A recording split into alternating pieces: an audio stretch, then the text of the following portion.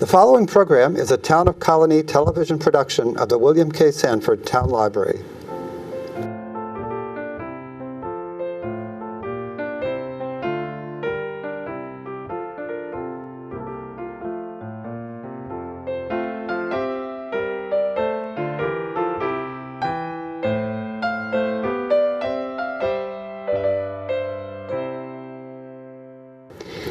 Welcome to An Open Door on the Arts.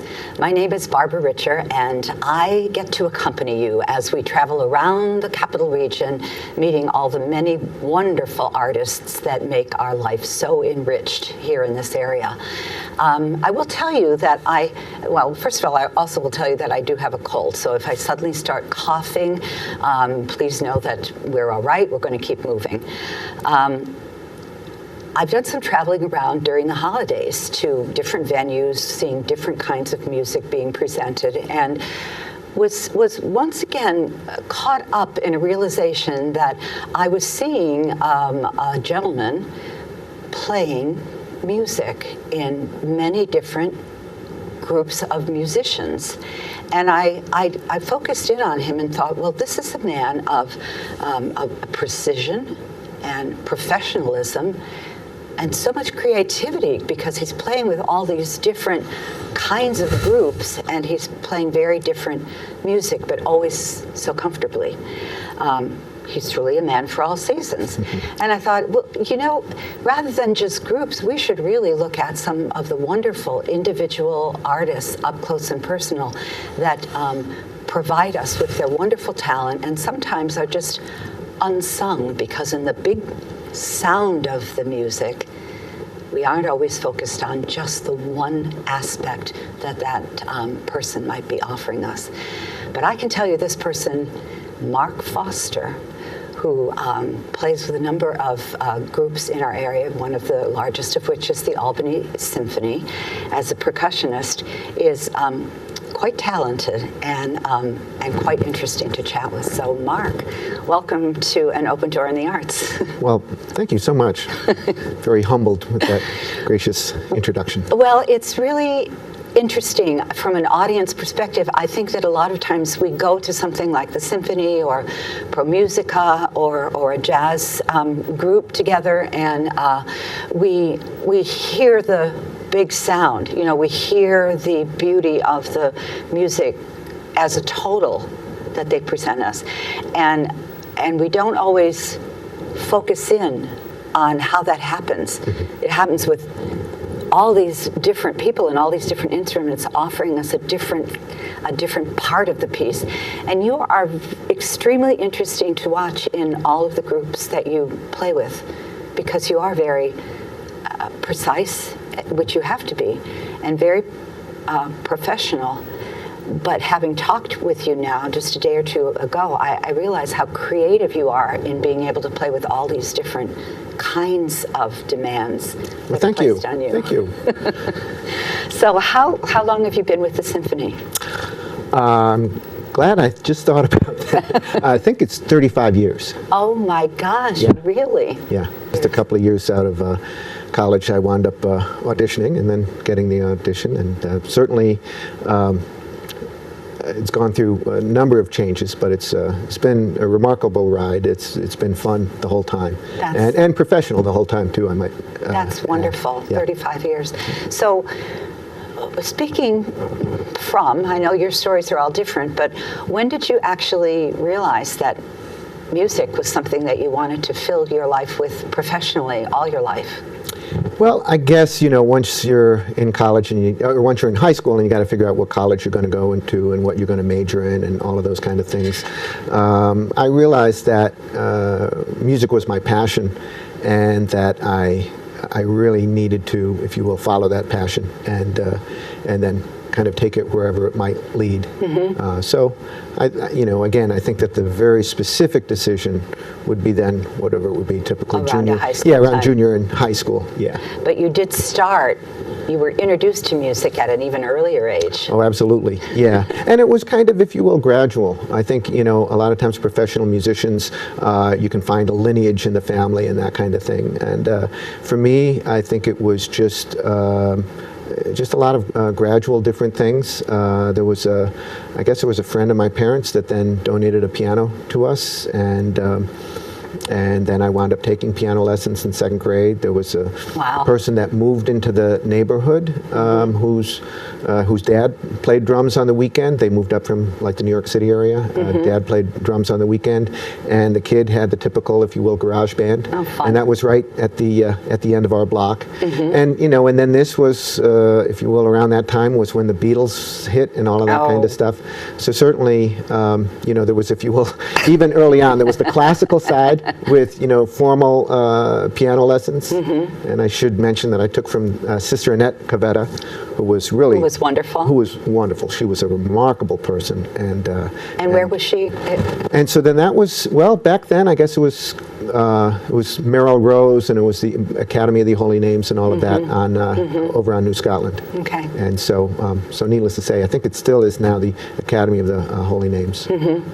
But they had private piano lessons there, and So you did always have that exposure to popular culture music and classical music. yeah, and I'm the last out of 6 in my family, and so there would be a lot of records just around the house that would have been, especially the old, because my sisters are oldest, so especially, if you will, their collection, etc. So I got a really interesting cross-section of music that would have been, if you will, many different styles, and for years before I was born. So I really kind of just on my own with the record player, I kind of just absorbed all of that stuff. Yeah. But to Eastman, you said. Right, yeah. And that was great. Just again, I was able to really immerse myself in a very professional situation, and it is and was a challenging school, but a rewarding challenge. And again, a lot of different opportunities there, but certainly focusing on classical percussion. I could have decided to go into more jazz and that kind of stuff. And that would have been maybe Berklee College in Boston is and was the, if you will, famous school if you wanted to focus on that. And pretty much for jazz, it was pretty much Berklee. There's a school back then, North Texas State. But the jazz program was almost the exception to the rule. Right, so again, at Eastman I was able to stay within New York State. I was able to stay still within a traditional, because Eastman is still a part of the University of Rochester, so there was still, kind of a strong academic program as well. So I was able to kind of, still stay within a traditional, kind of 4-year college, but really professionalize the music side. Yeah. So that balance worked really well for you. Yeah. Our college is like at Eastman now, is it still a percussion jazz program that they have? Basically? Well, everything has broadened in many different ways. Back then I think it was pretty much that there was, you could be at Eastman, like say a classical major, or an education major. And pretty much the main jobs that they were focusing on would be a symphony orchestra or some sort of, if you will, teaching position. And I think now there's much more of a recognition of putting into the programs things like music industry and music therapy and arts administration and a lot of different things. I think that the both the marketplace has changed, and I think the perception of everything has changed within education. Interesting. So you have, when you graduated, what was that like? All of a sudden, it's not like you graduate as a social worker and you go out and start doing social work, but you graduate as a musician in classical percussion. Yes. And what did you think was going to happen then? Well, frankly, at that point, I just felt I needed some time to really assess kind of what the marketplace was about, kind of, if you will, where my talent and interest fit into the grand scheme of things. Some people, would take any symphony orchestra position. It didn't matter where in the world it would be, et cetera. I realized that wasn't necessarily for me. That again, I was not going to, if you will, audition for the Singapore Symphony, although other people did, and they did so successfully. Right. So I I came back to the area, and I took some lessons with this guy, Freddie Waits, down in Greenwich Village on drum set, and actually I can remember reading an article in Downbeat magazine in the Bethlehem Library, and this was Saturday Night Live, and what was it, the Blues Brothers, and there was this drummer, Steve Jordan, and he mentioned that, you know, he really learned a lot from this guy, Freddie Waits, and right there in the library was the Village Voice. Oh my I looked in the gosh. Village Voice, Freddie Waits, there was his phone number in Greenwich Village. Oh my and, gosh. Yeah, so I took some lessons, because I wanted to, if you will, you know, kind of see what that side was like, you know, one-on-one. And Just to really form those other parts of you. Yeah, yeah, and so that was, you know, that was just as important a part of my training as Eastman, you know, for a very, very different thing. So again, it's a very kind of individually focused thing, and very professional, and really, if you will, just following that. And I think that that's kind of what you wind up ultimately doing, is you wind up continuing to follow your passion, and you know, and you take those steps Into different arenas. Yeah, And yeah. open yourself up. Yeah. Interesting. Yeah. Interesting. But eventually, you must have decided, if you've been here for 35 years, so. Right. Yeah. So how did that happen? Well, there were enough of a variety of opportunities that I've been able to kind of, you know, follow a lot of different paths within classical percussion and drum set and teaching and a lot of different things. I've always enjoyed this area, and it's continued to work, and I haven't been disappointed a single day. So that's wonderful, because it really gives you, having allowed yourself the time to explore other areas of music, and having been able to put some of that together, realize that you don't have to choose one path or the other, that there may actually be ways that you are a man for all seasons. You are a musician who has many directions that they can take their talents and abilities. And having talked to you, it does seem as though you've taken them to many of those areas. And I think when we talked, I realized that those are questions and those are conundrums that most musicians are faced with. Oh, absolutely, sure. You know, Yeah. how do we now, or do we have to decide that we're going to stay in this genre or this genre or all of them? Do we decide we're going to only play with symphonies and perhaps have to travel all over, or are we going to make ours a stable place and try to build different talents that we possess Sure. into? Yeah, and there's a lot of choices for different people. So that's, you know, that's what you find, that the path I chose is going to be decidedly different from a path of maybe another peer of mine, or of someone just coming out now. You know, that again, I think one of the takeaways with this is that there are a lot of different paths. You know, I mean, not all of them are successful, but you have options, yeah, choices and to you know, make. I mean, there always is that issue in terms of, oh boy, it's so challenging. Is there kind of, if you will, room for yet another player and whatever? And I remember one person I took lessons with, this guy Gary Chester down in New York, and he was a very gruff guy, but he always said there's always room for another good player. You know, so that if you really have something to offer, then, you know, there'll always be room for that. That's good to hear. Yes. I suppose for And any it's true. for any aspiring It's true, and musician. again, and quote unquote, the definition of good, I think everyone brings something individual and special, and it's a matter of kind of just having that hookup. Yeah. So you have, I can't believe all the things that you're active in, which explains to me now why I go to these musical events and I say, wow, that man looks very familiar to me. Oh my God, look at this! This is a very familiar looking face. But you always bring with you that Mark Foster essence, you know, which is someone that you can respect, someone that, as a member of the audience, you know, okay, I respect this man's talent. He presents himself well. He's thoughtful about what he's doing. You're not going to miss a beat if you're watching Mark Foster. So So tell our audience then some of the things that you've managed to put together for 35 years with the symphony and 35 years of making music in this area. How does that career, how does that look? Well, Because it's not just the symphony. oh no, I know, and there's probably things that I would forget or things that would take too long to go into. But I just happened to even think about that. For example, when I was then,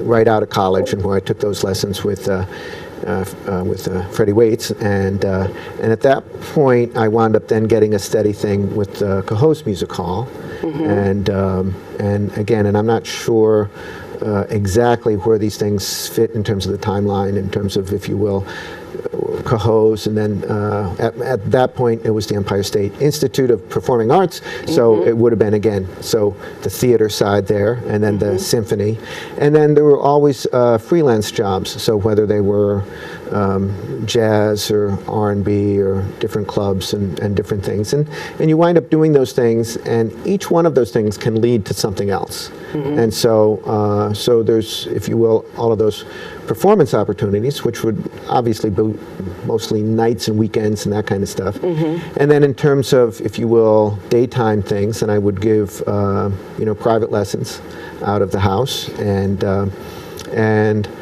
I wound up then getting contacted by St. Rose in terms of doing some teaching there, and so again, it's just a matter of kind of putting those things together. Richard Al Bagley is with the symphony, and he was one of my former teachers as well. And then actually, he even came to Eastman to get his master's, and he was then involved with this Empire State Youth Percussion Ensemble, and then he brought me in as a co-director of that. And so, again, you kind of just take a look back, and it's just a matter of, if you will, kind of plugging those holes and finding that this leads to this, leads to this. So just a lot of different things, so different, if you will, groups, a lot of different styles, and just kind of mostly complementary things in terms of scheduling. I should mention, I mean, sometimes it is a challenge, because you can run into, if you will, conflicts, and so you have to be very careful about that. But with a freelance thing, I think people understand that, and you do work those things out. Well, if you've been with the symphony for 35 years, I'm guessing that they probably have come to respect that you're very steady. Yeah, with them. And the great thing about the symphony is that they have their schedule, set, if you will, a year in advance. So you have all of the dates, all of the rehearsals, and so you can easily, if you will, plug in the holes and make those adjustments. And so it works well. It's a very professional situation. I love that. I was thinking when you were talking about that of a puzzle, sort of the size of this table. That's a puzzle of Mark Foster, and we have all these pieces. Oh yes, there's the Empire State Youth Theater when it used to be the Empire State Youth Theater, and oh yes, he was a part of that music. He was a part of. He began teaching music at St. Rose. He did this at the Empire State Jazz Ensemble. It's wonderful that you're able to keep your love for and involvement in so many different aspects and so many different kinds of music going, like juggling at the same time. Do you think, does the jazz inform the classical and the classical the jazz? How do they absolutely work in you? Yeah, absolutely. And again, as many people know, we're really fortunate with the Albany Symphony, where we do such a variety of new music as well as classics, and so they're writing for a lot more, if you will, contemporary aspects in terms of the instrumentation and the style within the symphony. And as a matter of fact, I had a discussion with this guy Chris Lamb, who I went to school with, who's the section leader with the New York Phil, and he actually did a clinic where that's Philharmonic, yes. For those of us who are just that would be New York Phil. Yeah, so he actually doesn't like the term classical musician, because he noted that in terms of the New York Philharmonic, that what is required of a percussionist, even with the New York Philharmonic now versus, like, say 20 years ago, again, that diversity in terms of styles and instrumentation is just absolutely, it's a demand. It's a universal demand now. So again, if you were to only focus on, some of the traditional, late 19th century literature, you would not be prepared even for, if you will, a classical job these days. Okay. So, and there's a lot of, if you will, stylistic sensibilities as well as different instrumentations that becomes important. I mean, even like, say, earlier today, I was working on a conga part for the Albany Symphony concert this coming weekend. So we're doing Bernstein, where there's a drum set part. We're doing this other part, this tango, which then has this kind of back and forth between the pianist and the cellist and a written out conga part. Oh. So I need to know the, if you will, traditional sounds out of a conga, and yet I need to be, like a lot of these things, it's in 9/16 and 7/16 and all of these different things. Gosh. So again, just a traditional conga player might get thrown by having to do odd meters and following a conductor and all of that kind of stuff. Yeah, so you bring all of those things together. That's amazing. Yeah. That's amazing. That's wonderful. Told me a interesting story about a recent concert and a recent taping of some music from a concert that the symphony did, and it was modern American music, a gentleman by the name of Michael Torky. Yeah. And it was really wonderful. Yeah. If I might say, I haven't told you that, I don't think, but it was, that piece of music was just wonderful. I agree, yeah. Yeah, really, really nice piece of music. And the next day you were going to record it. Will you tell our audience then what Michael Torky said to you and what had to happen? Well, most specifically then, among other things, he wrote for a part, it was for, one of the instruments was for a bell plate with brass hammers. And again, that could mean... That's very specific. It sounds like you might have yeah, a bell it plate is. with brass hammers. And I knew that, again, that this one company in Switzerland had made these professional bell plates that were very expensive, very hard to get, and it's like, okay, this could be a problem. So I had to kind of start to do some research on that. And again, you weren't sure, because these can come in various sizes, and then they can be suspended where they would have a certain sound. But I was having a sense that he was after a different type of a sound. But you only have, if you will, about a day and a half or 2 days to get that sound. Oh my gosh. And so you don't have a lot of time to, well, let's figure this out and maybe send off or whatever. So anyway, long story short, I had to go searching both the internet and the basement and the garage and whatever for possible appropriate sounds. And so part of that would be, as I would try to play this part, and just in my mind's ear, if you will, try to get a sound that would be a quality sound and might be something that he would have in mind. And so again, there'd be a question in terms of how should it be a definite pitch? Should it be kind of a clangy sound? Should it be somewhat of a sonorous sound? And I would, if you will, try to have some options. And so that when I arrived early for the rehearsal and is starting to set up the gear, Michael came over, oh yeah, let's go over that sound.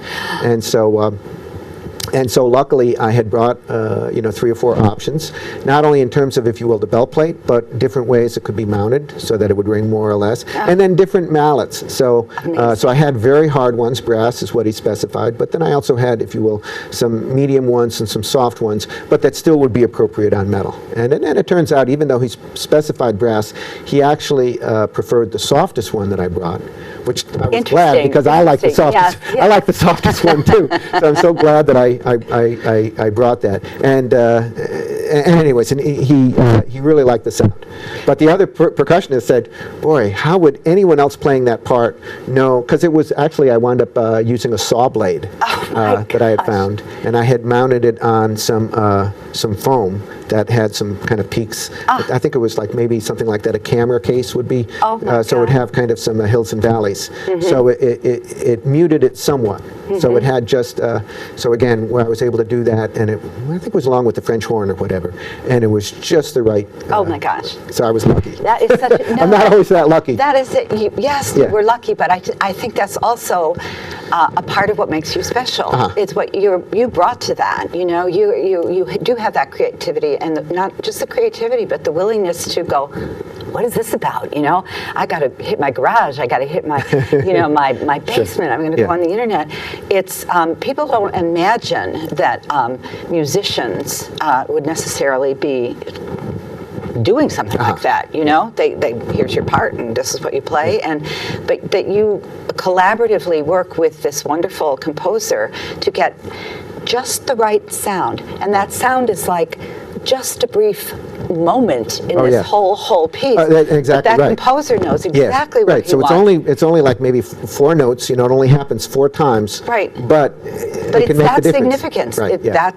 It's that significant, and you know how to And find so it it's and do it. needless to say, it's very rewarding to have that opportunity, especially when it works. Yes, well, It's a little bit we can be tension very when it doesn't work. Right. We can be very glad that it will work. I'll be looking for that recording. I'll be one of the first people to buy it, so I can hear. Torquay Piano Concerto. Yeah, it's a great piece. It is a wonderful really, piece. So a fun piece I'll to be play listening for the really saw good one blade. to listen to. Yeah.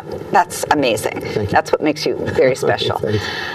The other story, and I know we're getting short. We have about 4 minutes now, 3 minutes, is one that you shared with me about, but that I think is also significant for artists, musicians, and that was a story about Miles Davis. So we'll go classical, and now we'll go jazz, and we have about 2 minutes. Right. Well, I guess the kind of the specific significance to me is that one of the other things I do is with the Empire Jazz Orchestra, and I do, if you will, so there's a typical 18-piece big band, and there's a drum set player that is already with that group, but I would get hired every now and then where it might have an auxiliary percussion part. So it might be a vibraphone part, it might be a multiple percussion part, like using, timpani or shakers, and then often it might be like a Latin part, like congas and that kind of thing. And so often I would only be brought in at the last minute for one piece that would be kind of just within that style.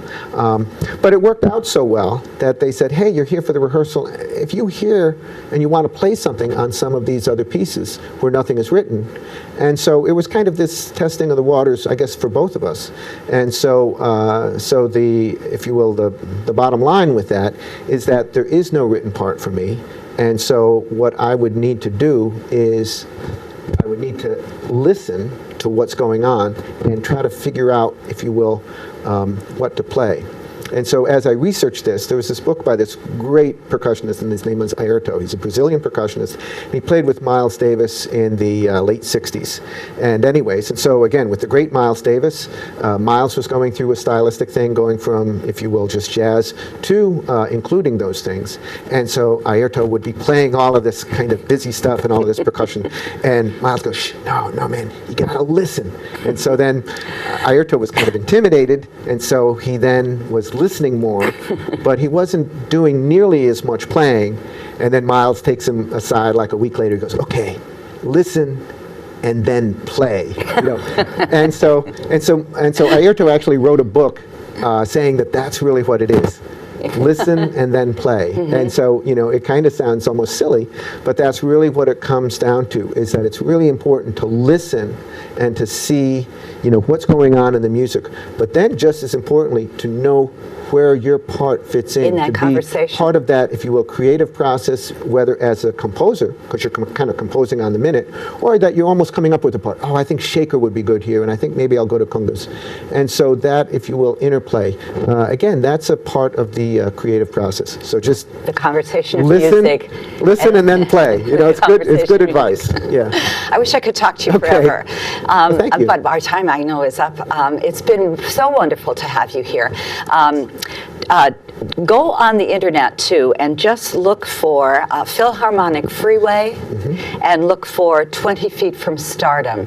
Two things that you'll enjoy having a look at, that also talk about the lives of these wonderfully talented people that make up our orchestras and our music all around us, and how they make their decisions. I'm so glad you were with us today. We'll have to have Mark back again. Thank you. Thanks.